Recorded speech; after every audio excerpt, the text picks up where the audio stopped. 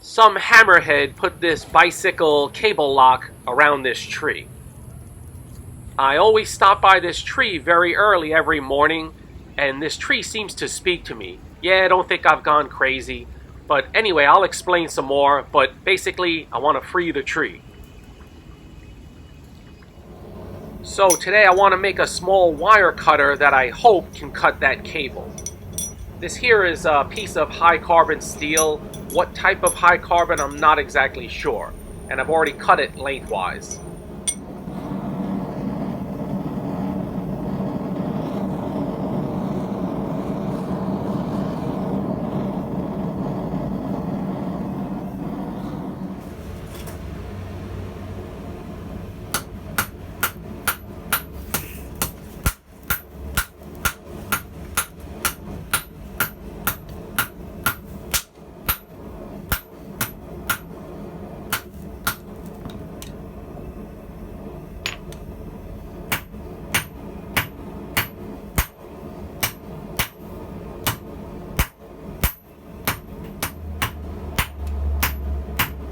I've gone to using my 4-pound hammer, hoping to maybe move the material a little bit more quickly, but boy, my arm is tired today.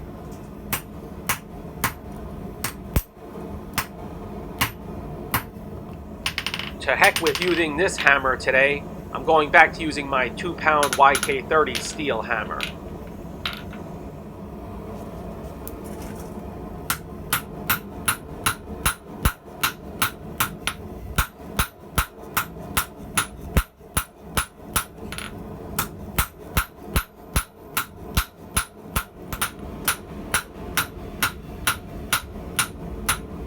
I need to give a shout out to John Waldorf for his recent very generous donation to the channel.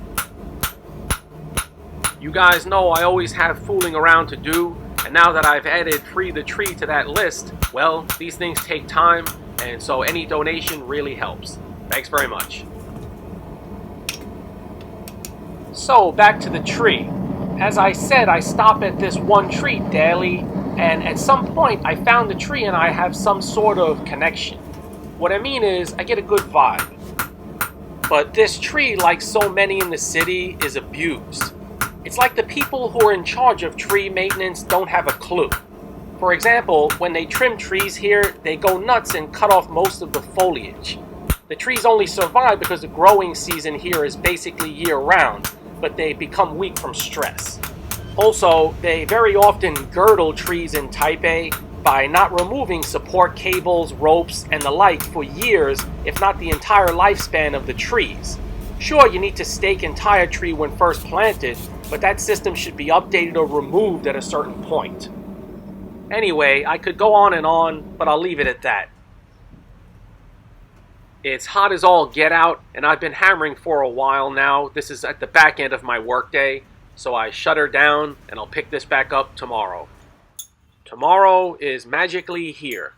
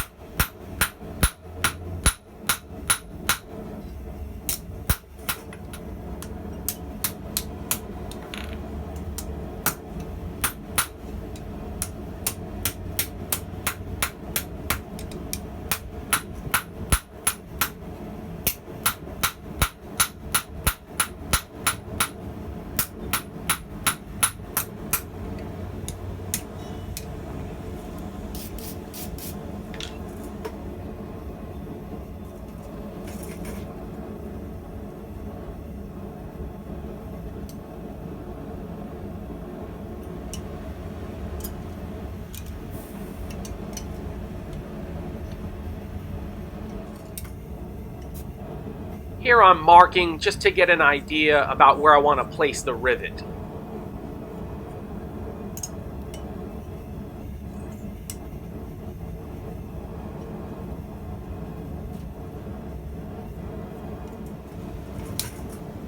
This step here is really not necessary. I'm just sort of delineating that area where the pivot will be.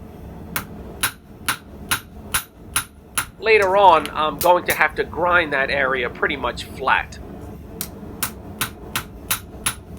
I'm always working on tongs, but tongs and pliers or cutters, although they have a lot of similarities, they're also very different. But I always seem to approach things from that tong perspective.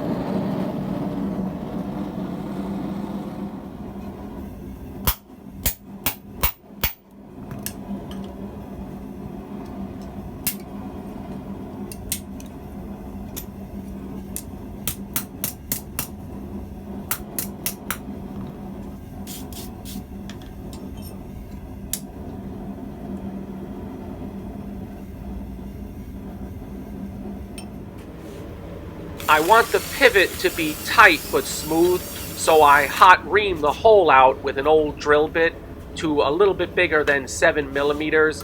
The rivet size that I'll use is 7 millimeters.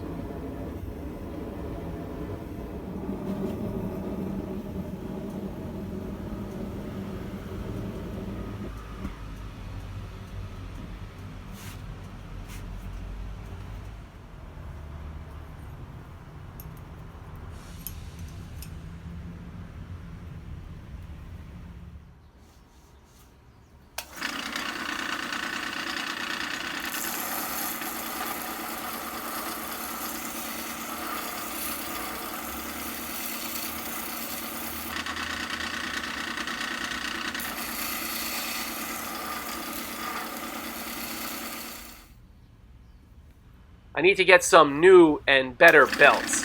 These belts are a little worn and they're not very aggressive, they're not very high quality.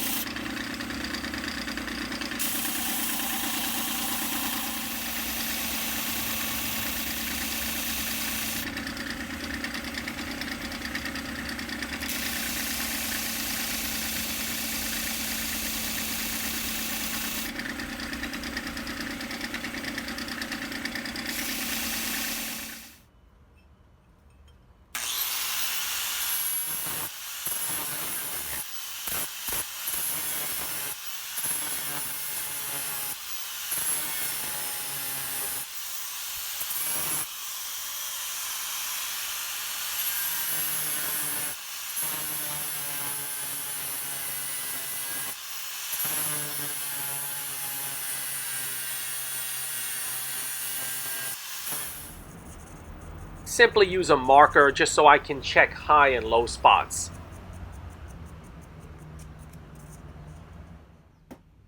My belt grinder belts have had it, so I switched to this wheel. Works a lot better for right now.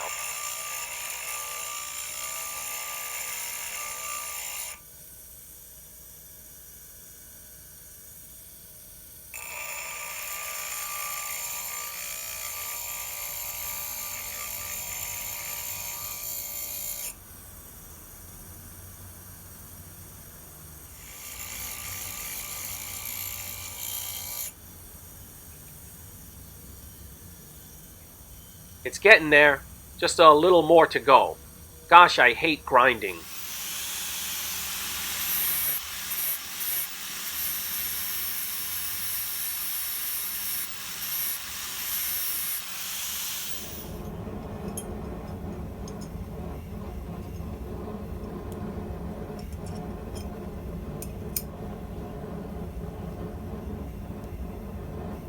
I have to deal with two crucial spots now. How the jaws meet at the ends, and also the handle ends. Get them in line.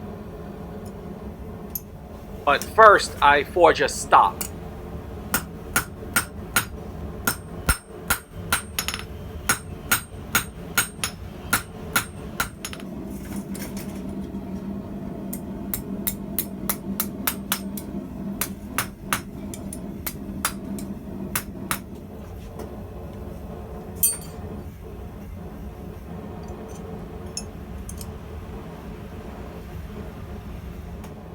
I give the jaw ends just a tiny bit of gentle inward curve. This is probably more akin to what you would do for a pair of scissors.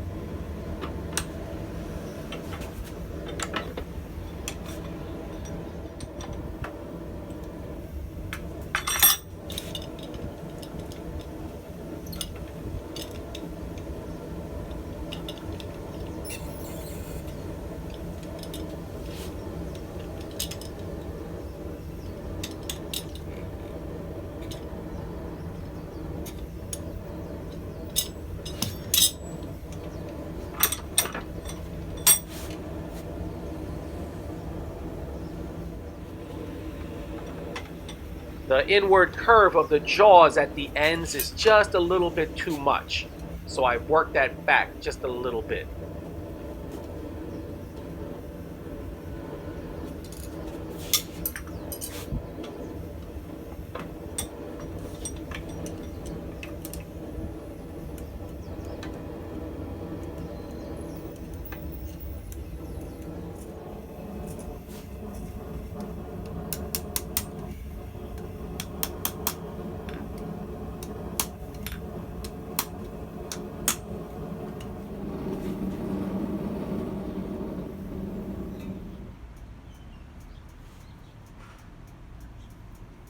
So I shut the forge off and I'll let this cool, and then I'll give it a try without any hardening.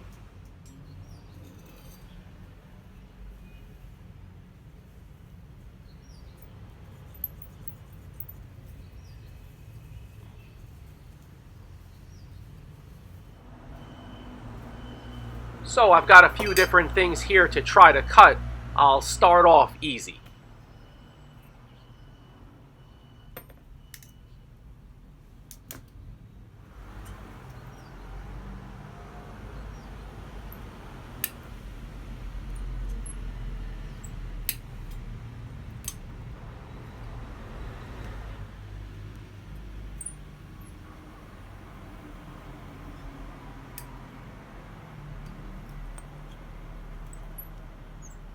It's working, but it's just a little bit sticky. That is, the pivot is just a little too sticky.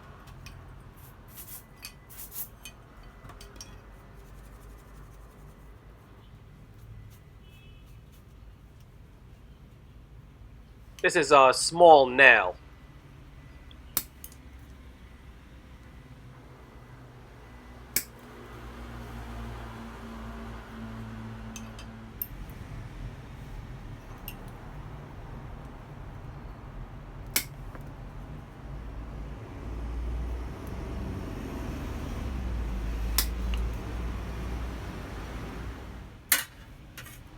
I decide to see if it'll cut this sheet steel.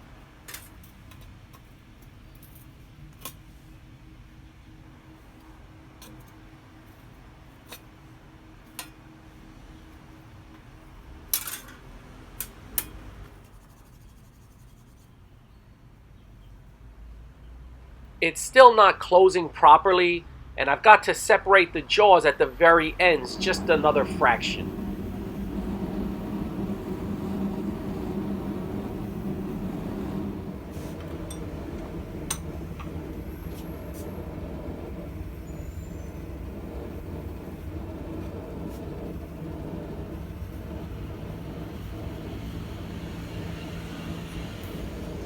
That should do it.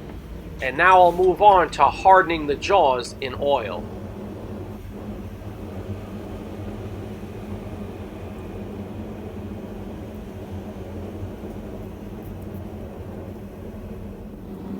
I go with my feeling to temper the jaws.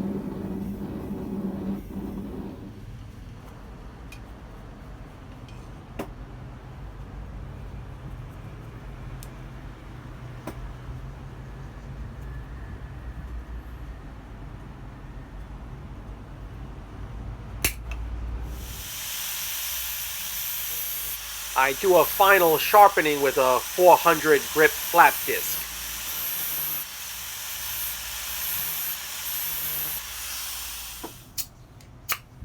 And lastly, I use a piece of carbide to hone the edges.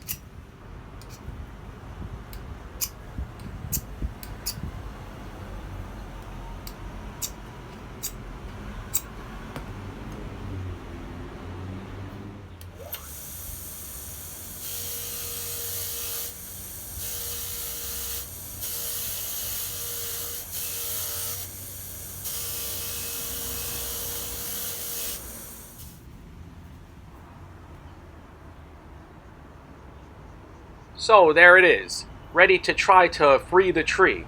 Will it cut that cable, which is roughly 3/8 of an inch in diameter? I don't know, but I'm going to give it a go.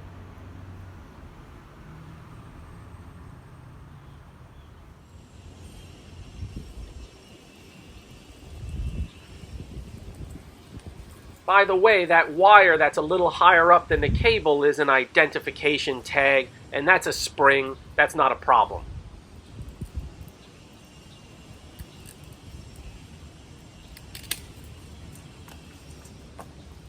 Success. I knew it was going to work when I heard the crunching. I could hear some cables being cut. It worked better than I imagined. The tree and I are happy. And you know what? We've got a lot more fooling around to do.